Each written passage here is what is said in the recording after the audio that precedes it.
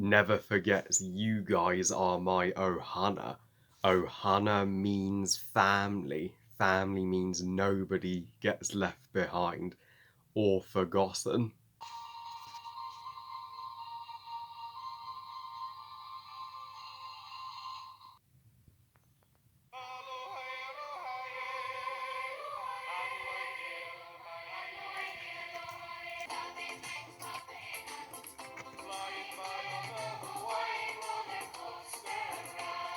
Lilo and Stitch, directed by Chris Sanders and Dean Deblois in their directorial debuts.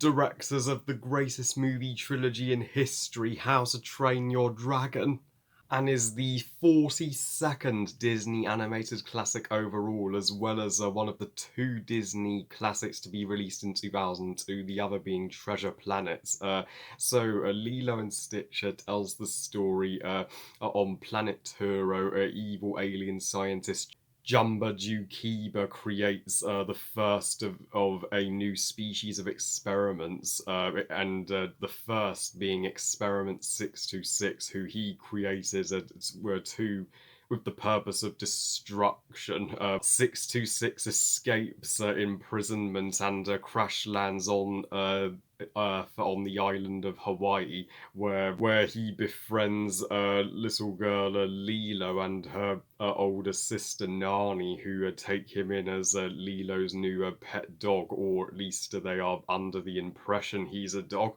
Lilo names a 626 Stitch, and through his friendship with Lilo, Stitcher becomes a reformed creature and learns the true meaning of Ohana. Meanwhile, Nani is doing everything she possibly can to prevent Lilo from being taken away by social worker Cobra Bubbles. And Jumba and Earth expert Pleakley are sent by the Grand Councilwoman to Earth to return Stitcher to custody. And now, happy 20th anniversary, Lilo and Stitch. You guys have no idea how long I have waited to review this movie, and Lilo and Stitch is such a splendid Disney masterpiece, and I am really in my element whenever I talk about Lilo and Stitch, as the nostalgia and fondness I have for this film is unprecedented. I mean, I remember being taken to see it at the cinema with my sister at age just 7, and I remember all the trailers were Stitch showing up in other Disney classics, like when he crashed the chandelier in the Beauty and the Beast ballroom dance, and the poster was of Stitch in the middle with all the Disney characters just staring at him and were like, who the fuck is this? And when I saw it at the cinema, I even drew Stitch at the time, and I showed my drawing to the lady at the popcorn, and she was blown away by it. So, just like me and Lucy were both utterly floored by Lilo and Stitch, and I mean, this goes to show how underrated filmmakers Chris Sanders and Dean Deblois truly are. Disney, you missed out not ever working with them again, because DreamWorks got them, and DreamWorks benefited from it. And but but Lee but Lilo and Stitch, can you believe, was initially pitched in back in the 80s. Chris Sanders imagined the character of Stitch back in 1985. Thank goodness they didn't pull the plug on it, as it became one of Disney's most groundbreaking hits of the 2000s in the post-Renaissance era, and even spawned the largest Disney franchise in the 2000s with a record-breaking 4 sequels, including a TV series which me and my sister never missed on Saturdays. I want to defend the aspects of the movie that is most commonly criticised, the alien aspect of it being inferior to the sister aspect. To which I see where you're coming from. The sister aspect is no denying the heart of the movie, but that doesn't mean the stuff with the aliens isn't relevant too, because the movie thankfully does avoids tonal whiplash.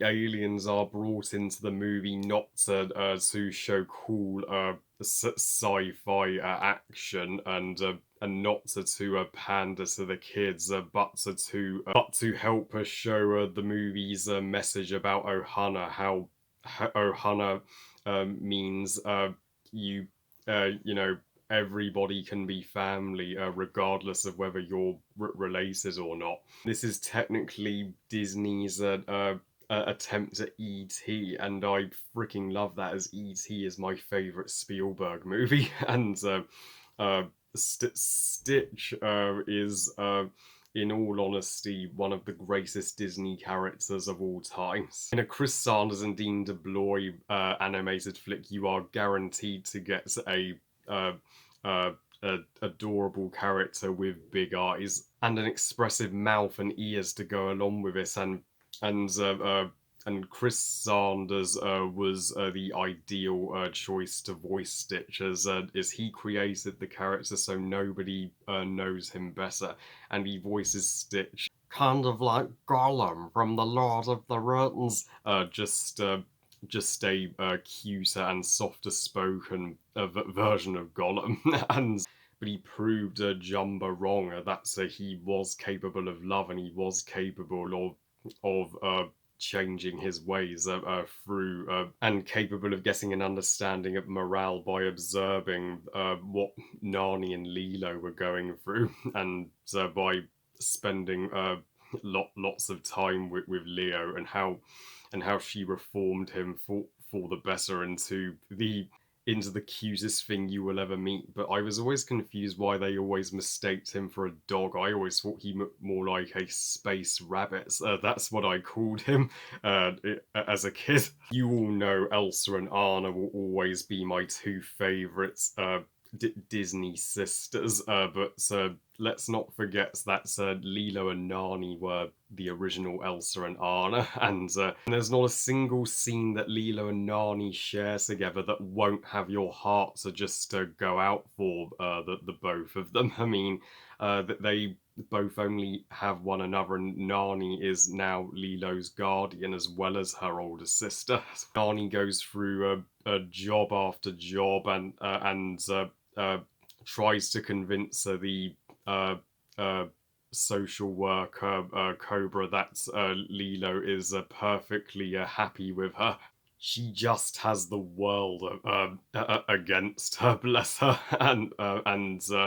uh, and damn, she is smoking hot in that bikini in the Hawaiian roller coaster ride scene, if I say so myself. I'm not ashamed to admit it. Nani would be my movie crush of the 2000s, and Lilo is one of the greatest movie child characters in history. All the other girls at Lilo's hula dance are led by Myrtle and her group of friends, who back Myrtle up with their yeah, highly misunderstand and mistreat the poor girl. They just see her as a violent weirdo, just because Lilo isn't afraid, to be different. She feeds a fish a peanut butter sandwich, convinced that Pudge the fish controls the weather, and and makes her own dolls, and uh, but she's like me. She's not afraid to be different from the world, and Lilo and Nani have won explosive arguments in the first act of the movie, but there are more scenes of them getting along than not, and the Aloha Oi scene when Nani thinks that Cobra's about to take Lilo away from her forever the next morning. I mean, that is beyond beautiful, and I'm so overjoyed that Disney are having more sister relationships in their movies now. Not only Elsa and Anna, but Mirabelle and her sisters in Encanto, and the other supporting characters are nothing short of superb, for aliens and humans. So you have David, Nani's boyfriend, who's struggling to get a date with Nani because she's constantly occupied with trying to keep her jobs, but he does do some lovely things for the sisters during their downtimes. Jumba and Pleakley are straight up awesome. They are my favourite supporting characters in the movie, full stop. And you think they would be the antagonists initially, but no, it's the exact opposite. They don't mean any harm to Stitcher uh, or the sisters. They are just doing a job, trying to bring Stitcher back, and they do agree to help Nani get Lilo back after Gantu takes her away, and it's a perfect ending for their character progressions when they join Lilo's family and become her uncles. And it's hilarious how they constantly dress as humans with Jumba.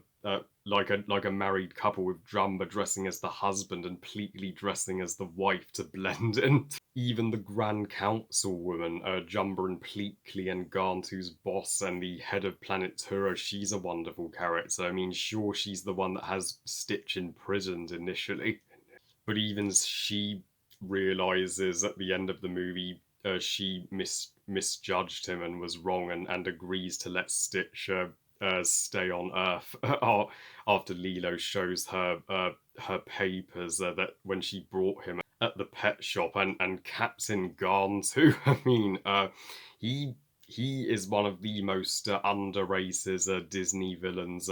Period. I mean, most would say Captain Who when you bring up all the timeless Disney villains, but Garntu may not do as much in the movie as the other characters, but in the third act he especially shines as the Fress, and he would thankfully get uh, far more development in the TV show and the later sequels, and his design, where he looks like a alien whale, is exquisite. And what makes Lilo and Stitch, one of the most imaginative concepts that Disney has put out there, is not only its sister bond, but also its Hawaiian setting. I mean, no other animated movie had taken place in Hawaii until Lilo and Stitch came along. This may not be quite the most visually stunning animated movie from 2002. That would be Spirit standing in at the Cimarron, but Lilo and Stitch still represents the sheer beauty of Hawaii better than any other movie. Its use of Elvis songs in the soundtrack from Suspicious Minds, Howling Dog, and Burning Love helped the movie be a love letter to Elvis Presley too, as Hawaii is literally the home of Elvis, and it's rather fitting I'm reviewing Lilo and Stitch around the exact same time the Elvis movie that has come out. I was not even aware Hawaii existed as a kid until I saw Lilo and Stitch, and the watercolored palettes is simply gorgeous, and the Hawaiian roller coaster ride scene where Nani, Leo, Stitch, David are surfing to cheer themselves up is, to nobody's surprise, the best scene in the movie. And with the inclusion of aliens, there are some stupendous sci-fi action sequences. I mean, especially in the movie's opening scene where Stitch escapes Gansu's ship and steals a red police ship, and the alien ships feel like they are in sync and fit with the Hawaiian location, as they are designed just like crabs and other sea creatures. I mean, now that is terrific. Oh, and one character I almost forgot about, Cobra Bubbles, the intimidating social worker. He's unlike no social worker I've ever seen. I mean, he looks kind of like Disney's Men in Black, and he kind of felt like the main antagonist of Lilo and Nani's storyline, in that he was such a dick to Nani just because she was struggling with her job situation and being jobless for most of the film, and he didn't see her fit to look after Lilo, which is bullshit. Nani could look after Lilo better than anybody, but at least Cobra does soften up at the end of the movie when when he kind of uh, uh, uh, becomes part of the family and agrees to let Lilo stay with Nani and they're now extended family. So overall, me and my Ohana have no flaws with Lilo and Stitch, not any at all. It is such a beautiful Disney movie that shouldn't never be left behind or forgotten. I give Lilo and Stitch 5 stars out of 5. Best movie ever. So yeah, just 4 more Lilo and Stitch properties to go, and boy did it feel good to review a animated classic after the shitfest that I previously extreme ranted on. Oh well, I love you guys. Thank you for watching. I hope you guys enjoyed this review. And what are your thoughts on Lilo and Stitch? Are you with me in that it is one of the animated marvels of the 2000s, or is it uh, not on your top tier Disney ranking? Please comment and let me know. Please like this video and subscribe. Please follow me on Twitter and on Instagram. And I'll see you next time when I return to Detroit in Detroit Become Human Part 5. And remember, movies are us. Bye, guys.